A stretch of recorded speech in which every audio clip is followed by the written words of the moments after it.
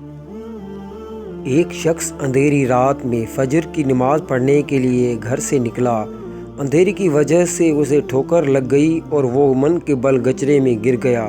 کچرے سے اٹھ کر وہ گھر واپس آیا اور لباس تبدیل کر کے دوبارہ مسجد کی طرف چل دیا۔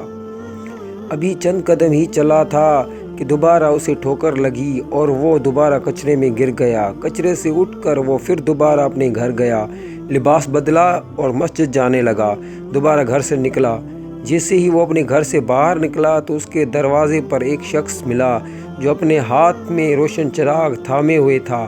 چراغ والا شخص چپ چاپ نمازی کے آگے مسجد کی طرف چل دیا۔ اس مرتبہ چراغ کی روشنی میں نمازی کو مسجد پہنچنے میں کسی دشواری کا سامنا نہیں کرنا پڑا۔ وہ خیریت سے مسجد پہنچ گیا۔ مسجد کے دروازے پر پہنچ کر چراغ والا شخص رک گیا۔ نمازی اسے چھوڑ کر مسجد داخل ہو گیا اور نماز ادا کرنے لگا۔ نماز سے وہ فارغ ہو کر وہ مسجد سے باہر آیا تو وہ چراغ والا شخص اس کا انتظار کر رہا تھا تاکہ اس نمازی کو چراغ کی روشنی میں گھر چھوڑ آئے۔ جب نمازی گھر پہنچ گیا تو نمازی نے اجنبی شخص سے پوچھا، آپ کون ہیں؟ اجنبی بولا، سچ بتاؤں تو میں ابلیس ہوں۔ نمازی کی تو حیرت کی انتہا نہ رہی۔ اس اجنبی کی یہ بات سن کر نمازی سوچنے لگا، ابلیس شیطان کیسے مجھے مسجد تک چھوڑ سکتا ہے؟ اس کا کام تو لوگوں کو بہکانا ہے۔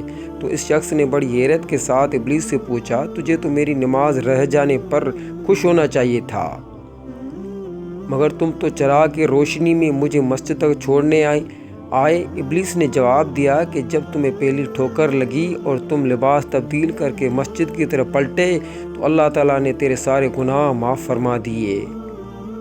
جب تمہیں دوسری ٹھوکر لگی تو اللہ تعالیٰ نے تمہارے پورے خاندان کو بخش دیا، جس پر مجھے فکر ہوئی کہ اگر اب تمہیں ٹھوکر لگی تو اللہ تعالیٰ کہیں تمہارے اس عمل کی بدولت تمہیں تمہارے سارے گاؤں کی مغفرت نہ فرما دے۔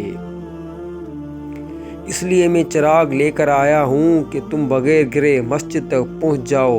اس شخص نے جیسے ہی یہ بات سنی اس نے اللہ تعالیٰ کی بارگاہ میں اپنا سر جھکا کر اللہ کا شکر ادا کیا۔ دوستو، یہ ہے ہمارے رب کی شان، یہ ہے نماز کی برکت۔ اللہ تعالیٰ ہم سب کو 5 وقت نماز پڑھنے کی توفیق عطا فرمائے۔